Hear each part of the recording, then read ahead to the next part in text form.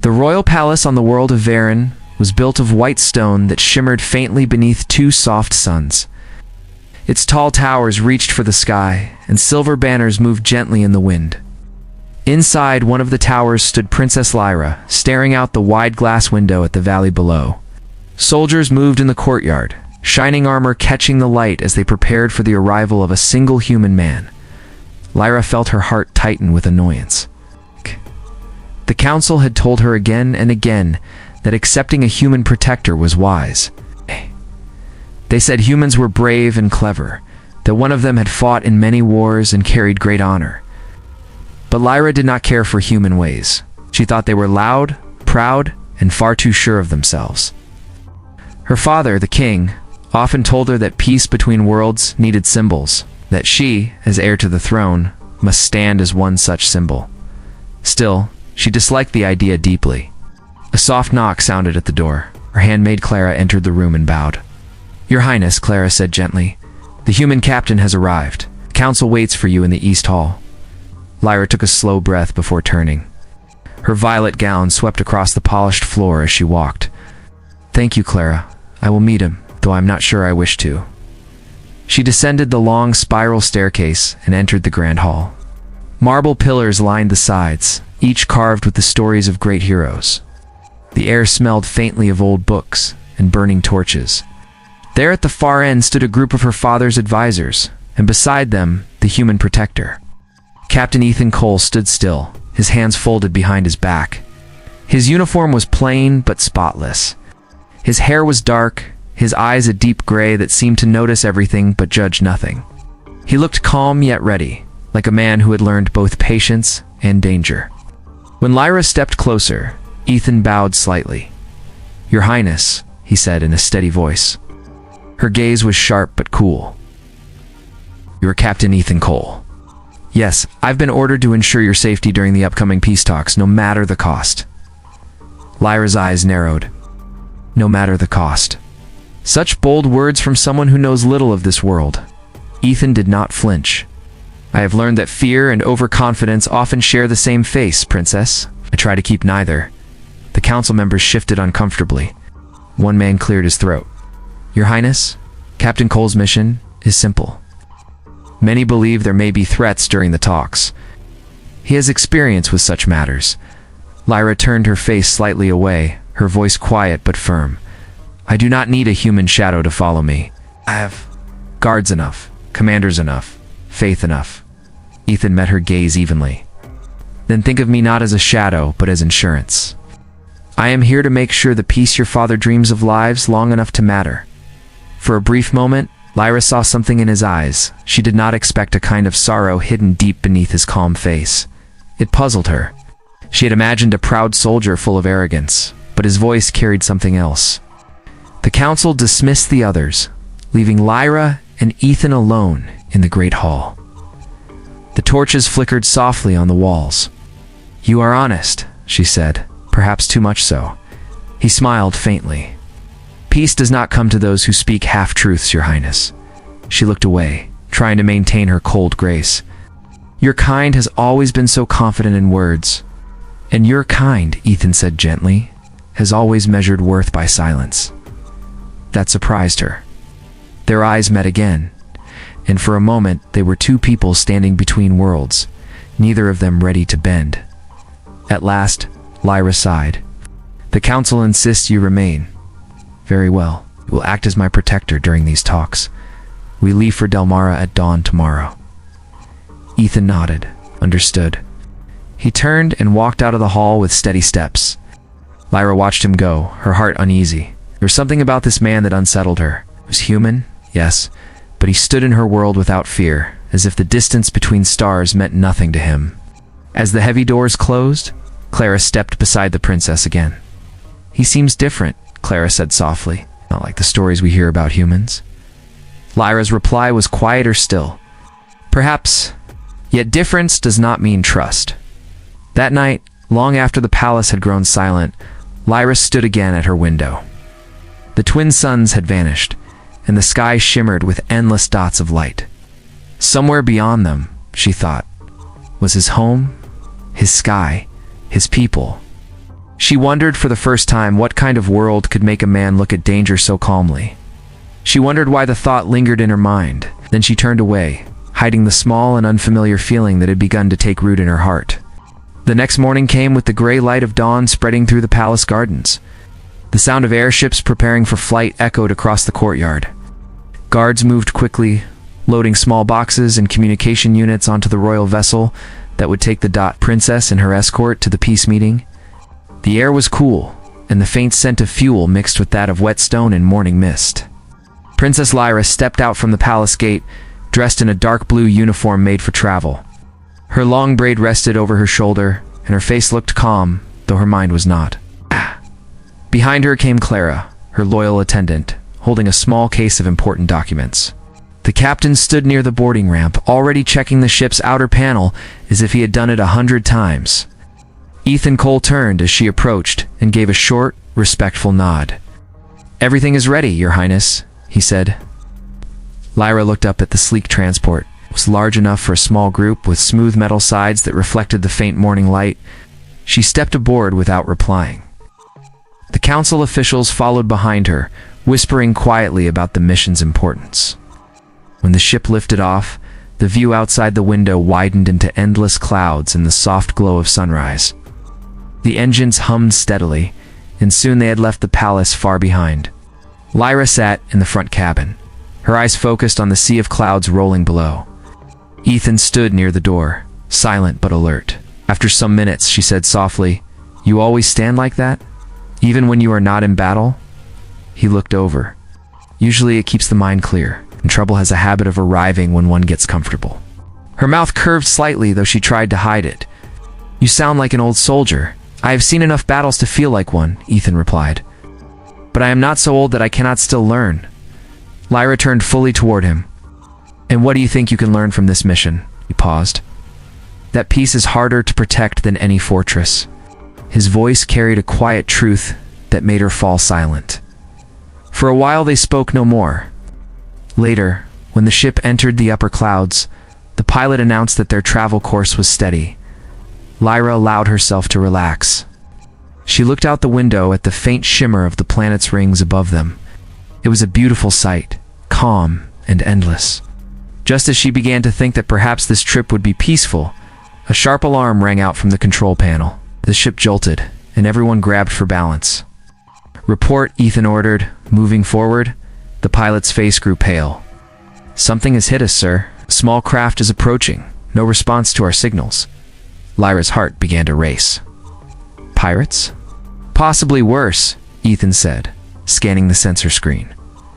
3 dots flashed red. They're armed. Before anyone could speak further, a blast shook the ship again. Lights flickered, and a thin line of smoke rose from one side. Guards rushed to secure the cabin as Ethan shouted orders. "We need to move the princess to the inner hold," he said firmly. "Go." Lyra tried to follow but looked back at the others. "We cannot just abandon the crew." Ethan gave her a hard look. "We will not abandon anyone, but if you die, the peace dies with you. Move now." Reluctantly, she obeyed.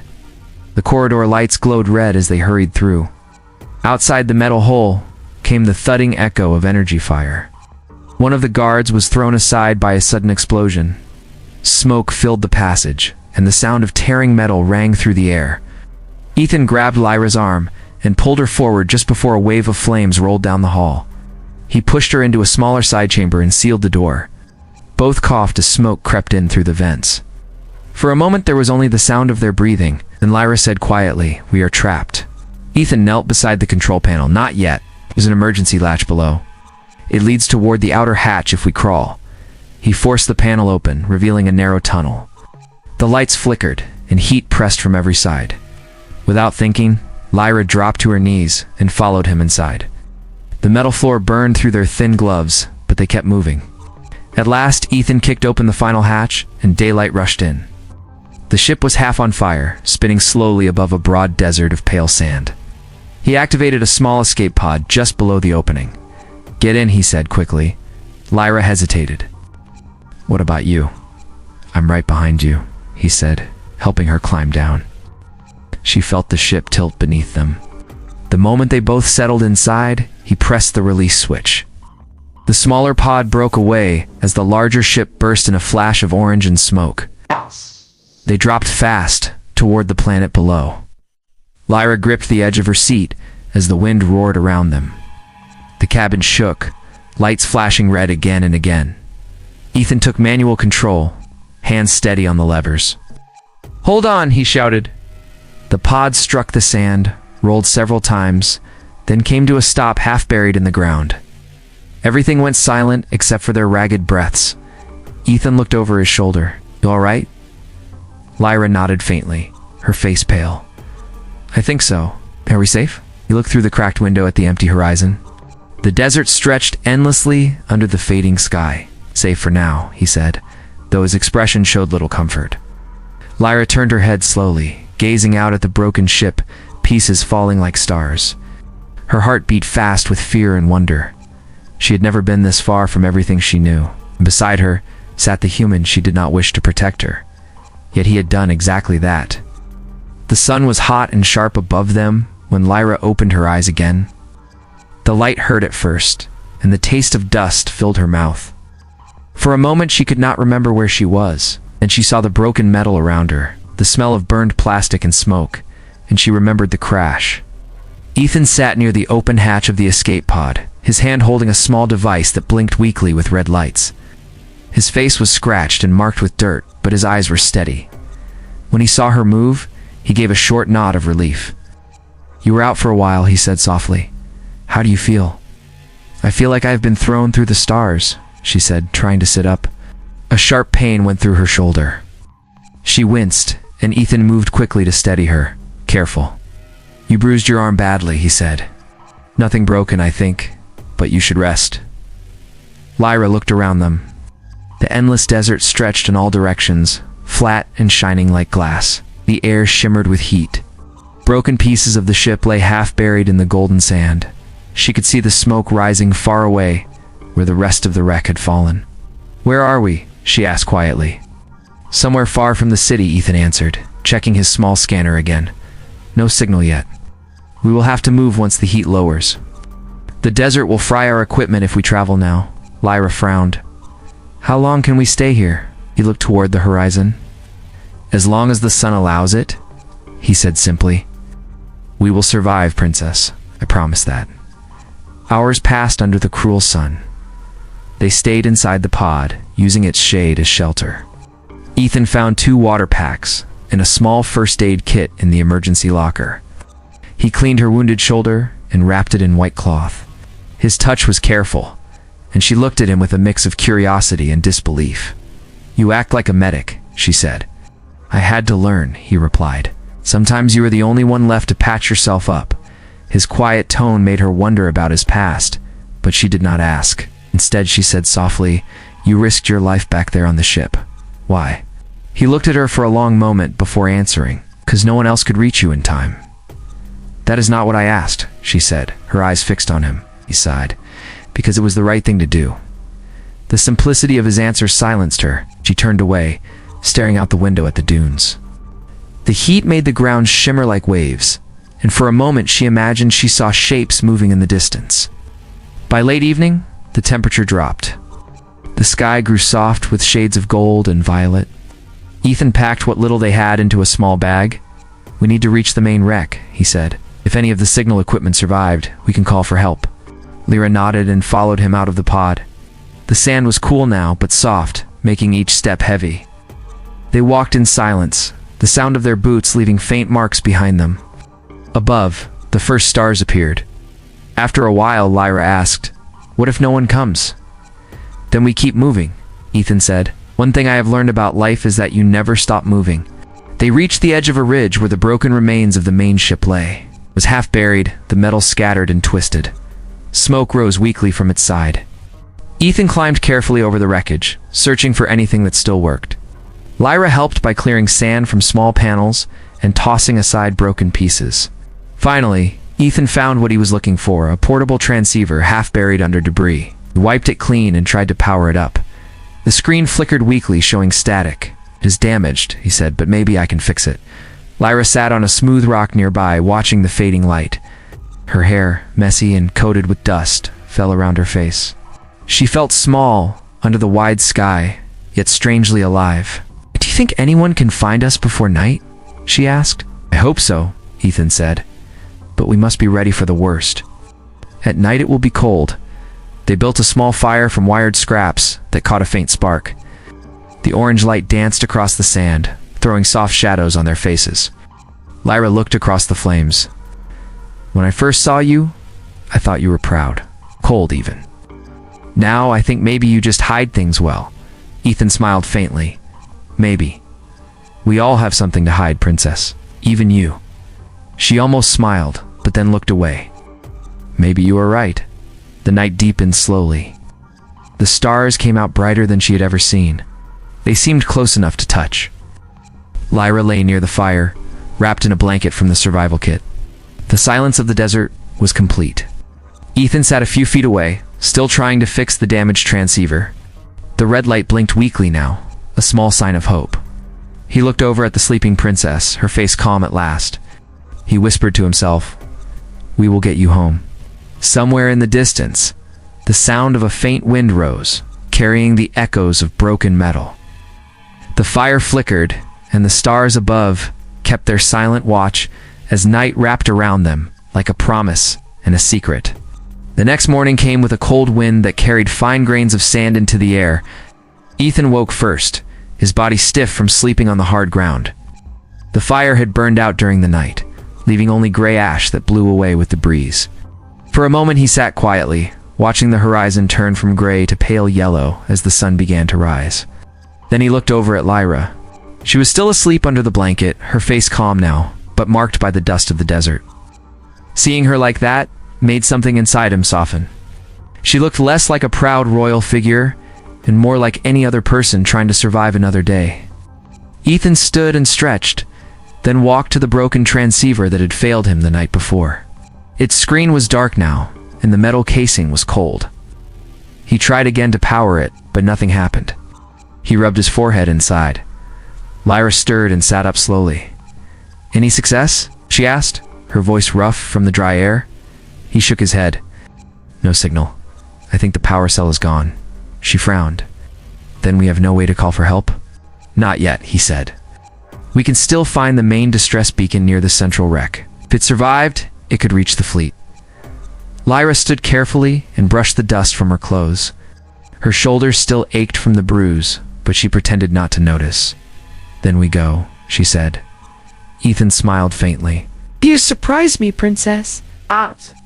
I thought you would complain first." "I might still," she said, though her lips curved slightly. They packed the little food and water left in the survival kit and started walking toward the far ridge. The sun climbed quickly, and the desert became brighter and hotter. Their shadows stretched long behind them as they crossed the sand. For hours, they said very little. Every few minutes, Ethan scanned the area with his small detector, hoping for a signal, but the screen stayed blank. The silence was heavy, pierced only by the wind. Finally, Lyra broke it. "You keep walking as if you know exactly where we are going," she said. "Are you sure we are not lost?" Ethan smiled without turning. "If I said yes, would you feel better?" "No," she replied, "but it would help me blame you later." That made him laugh, a sound she had not expected. It was warm and real, breaking the tension between them for a moment. They reached the central wreck by noon. The place was a graveyard of twisted metal and blackened cables. The air smelled faintly of smoke, though the fires had long died out. Ethan climbed across the broken panels, searching for the large beacon that every royal ship carried. After some time, Ethan found it, half buried under a pile of melted steel. With effort, he dug it out. The beacon was cracked, but not destroyed. He brushed off the sand and opened the cover. "This might still work," he said, with hope in his voice. Together, they worked to clean the inside parts. Lyra handed him tools from the small kit while he adjusted the circuits.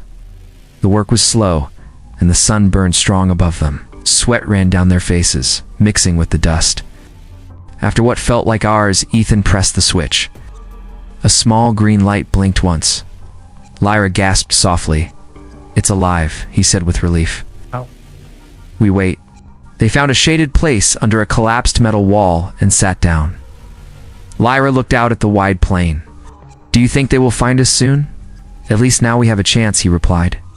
"The beacon sends our coordinates. Someone will see it." Silence settled again. Then she looked at him. "Ethan," she said, "thank you. You have done more for me than anyone could ask." He looked uncomfortable. "I only did my duty." "No," she said gently. "Duty alone would not have brought you into the fire like you did." He met her eyes then. "Maybe it was not duty," he said quietly.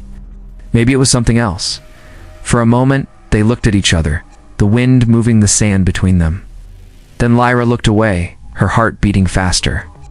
As night came again, the air turned cold. They built another small fire and shared what was left of their ration bars. The stars spread wide above them, brighter than before. Lyra sat close to the fire, her hands stretched to the warmth. "I never thought the stars could look so large," she said softly. "They always look different when you have nothing between you and them," Ethan said. "No glass, no metal, no noise. Just light and silence." She nodded slowly.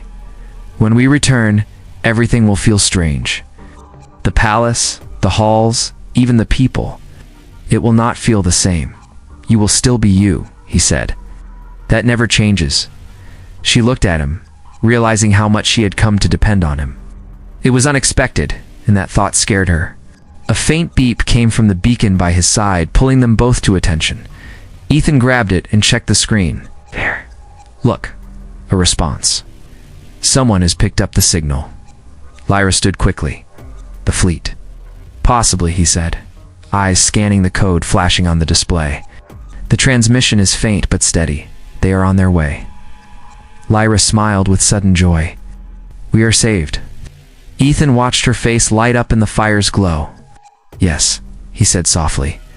"You are—" He did not add what he thought silently, that this rescue might also mean goodbye. The desert wind rose again, sweeping over them as the blinking green light pulsed across the sand. Calling through the distance to the ships above, the sound of engines filled the air just before sunrise. A soft wind moved across the sand, carrying the low hum of approaching ships. Ethan stood on the ridge, staring at the horizon, where the faint lights grew brighter. After 3 long days in the desert, the rescue team had finally come. Lyra climbed up beside him, her hair tangled from the wind, her eyes wide as she saw the shapes of the ships forming in the morning haze. "They came," she whispered. Ethan nodded. "The signal worked. They'll land soon." She looked at him, her face full of mixed feelings, relief, happiness, and something she did not want to name. "We're going home," she said softly. "Yes," he answered, though his voice sounded less sure. Moments later, 2 small shuttles descended through the sky and landed on the flat sand near the wreckage. The wind from their thrusters blew up a storm of dust. From the open hatches came a group of uniformed men and women carrying medical kits and scanning equipment. One of them, commander of the royal guard, ran straight toward the princess. "Your Highness," he shouted, "thank the stars you're alive." Lyra smiled faintly. "Thanks to him," she said, and turned toward Ethan. The commander looked at the soldier beside her, then gave a short nod. "You have done your duty well, Captain. King will reward your service." Ethan simply replied, "I did what needed to be done." The rescuers guided them into the shuttle. Inside, everything smelled of clean air and metal. After so many days in the desert, the smell felt almost foreign. Lyra sat near the window while a medic wrapped her bruised arm again. Ethan refused any help for himself, saying he was fine. As the shuttle took off, she looked out at the desert fading below them. The broken ship was a small black mark now, soon to disappear completely. Only then did she feel how much had changed since the crash. The world that had once felt cold and distant now seemed alive, filled with unseen meaning. Back in the capital, the palace lights glowed bright as they arrived. The great hall was crowded with guards, council members, and her father, the king. Lyra stepped forward, and for the first time in days she felt the weight of her title again. The king embraced her tightly, relief in his eyes. "Lyra," he said, his voice breaking a little, "you are safe. That is all that matters." She smiled faintly, but looked past him to where Ethan stood near the doorway, quiet and still. Dust still clung to his uniform, and his eyes, steady as ever, watched everything in silence. The king noticed her glance. "This is the one who protected you, isn't he?" "Yes," she said simply. "He saved my life." The king walked to Ethan and placed a hand on his shoulder. "You have our thanks, Captain. You have done more than your duty. Ask for what you wish, and it shall be given." Ethan bowed his head. "Your Majesty, I ask for nothing but permission to return to my unit." Lyra's heart sank a little as she heard his words, though she did not understand why. "You will rest first," the king said kindly. "You have earned that much." That evening, the palace held a small ceremony for the safe return of the princess. Music filled the air again, and servants moved through the room with trays of light, food, and drinks.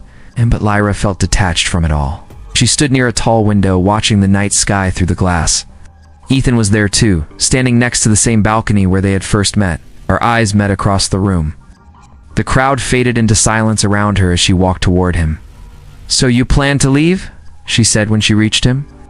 He gave a quiet smile. "My work here is done." For a moment, she could not speak. The thought of him leaving brought a strange ache to her chest. "You could stay," she said at last. "The court would welcome you. My father would honor you." He shook his head. "This is your world, princess. You're not mine." "You speak as if you do not belong anywhere," she said softly. "Maybe I don't," he replied. "People like me are meant to keep moving. You once told me peace is fragile." "That is true. Someone has to guard it, even from far away." She looked down. "You still owe me that debt you spoke of?" He smiled at that, a small spark in his eyes. "I remember. Do you want to claim it now?" "Yes," she said quietly. "Promise me that if the stars ever grow dark again, you will return." Ethan studied her face for a long time, then said, "You have my word." A moment of silence stretched between them. Behind them, the soft music continued, but here on the balcony, where the cold night wind moved across their faces, it felt like another world. When he finally turned to leave, Lyra stopped him with a single sentence. "Ethan, you said someone must guard peace. Maybe peace also guards us." He met her eyes again and smiled gently. "Maybe it does." He stepped back, saluted her quietly, and walked away down the long marble hall. She watched until he disappeared from view. Later that night, when everyone had gone, Lyra returned to the balcony. She looked up at the stars, remembering the desert wind, the fire's warmth, and the calm voice that had guided her through fear. Somewhere out there, she knew he was already moving, again quiet, steady, chasing the thin line between duty and heart. For a long moment, she stood in silence, then whispered into the night, "Goodbye, my protector." The stars shimmered above, bright and endless, as if carrying her words across the sky.